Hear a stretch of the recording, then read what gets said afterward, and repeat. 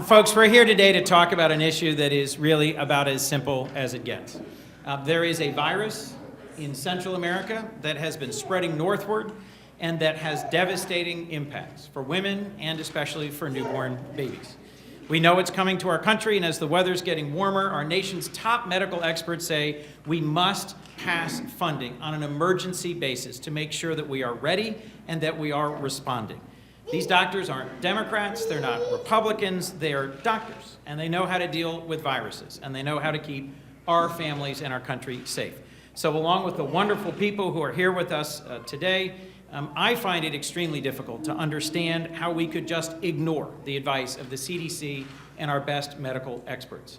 Unfortunately, though, that's what we're dealing with here in the Senate as we go into Memorial Day, which is the official start of summer and the start of mosquito season. Congressional Republicans are simply refusing to deal with a virus that we know is spreading and spreading rapidly. That's why we're here with a remarkable group of moms and babies and America's favorite source of advice and insight and leadership for pregnant moms and families, Heidi Murkoff, author of What to Expect When You're Expecting, which Annie and I spent many, many hours poring over as we anticipated all three of our kids.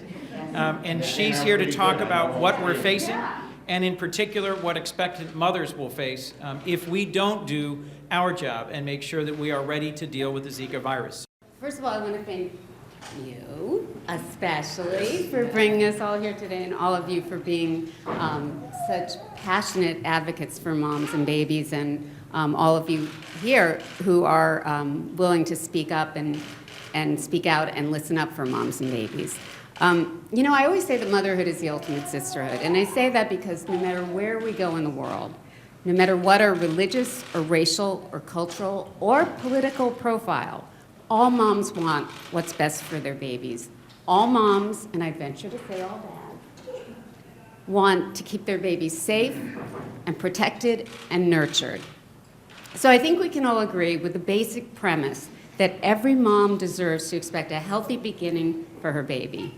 We are our sister's keeper, and we all share a collective responsibility for her health and well-being and the health and well-being of her baby.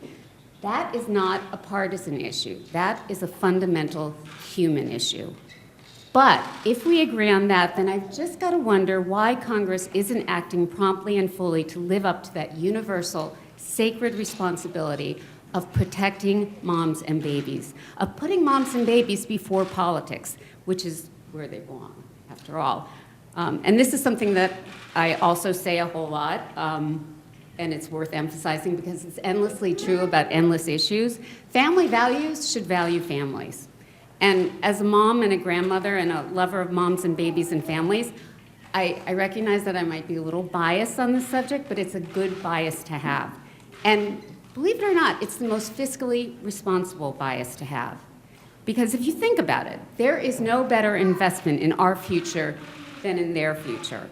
Our future depends on healthy beginnings for every mom and every baby. And the Zika virus threatens those healthy beginnings and that healthy future.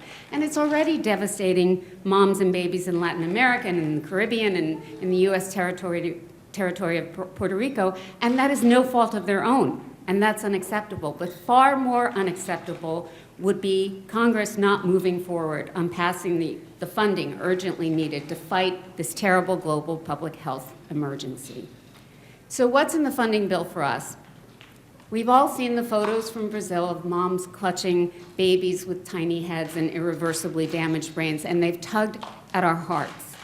But imagine for a moment that was you, or that was your wife, or that was your daughter, or your sister in that tragic picture, instead of a nameless mother thousands of miles away.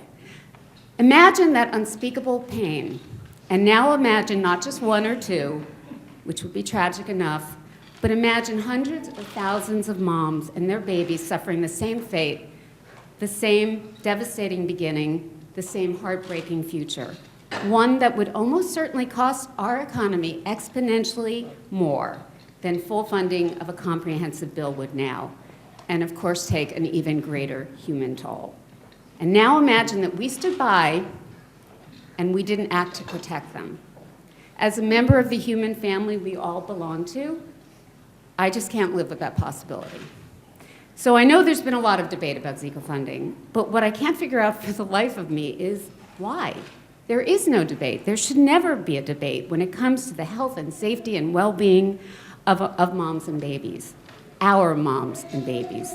They must always be our top priority.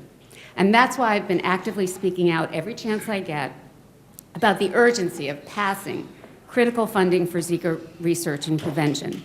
And that's why I've worked so closely with the CDC and HHS and the White House in pushing out the message and trying to push Congress out of inaction.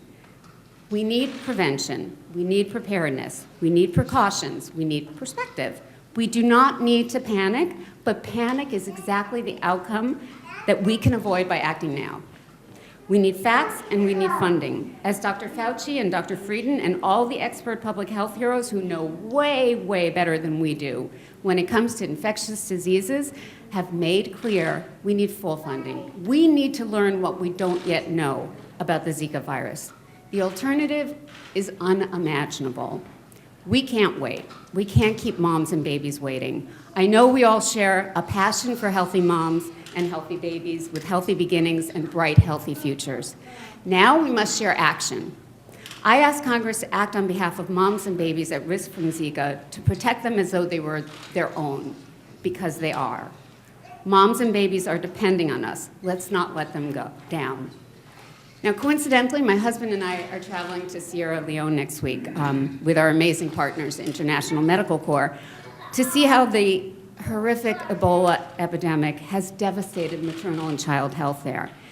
And it just strikes me how ironic it is that we now contemplate taking funding from one tragic public health crisis that has left moms and babies devastated to put a Band-Aid on another that has the potential to do exactly the same thing.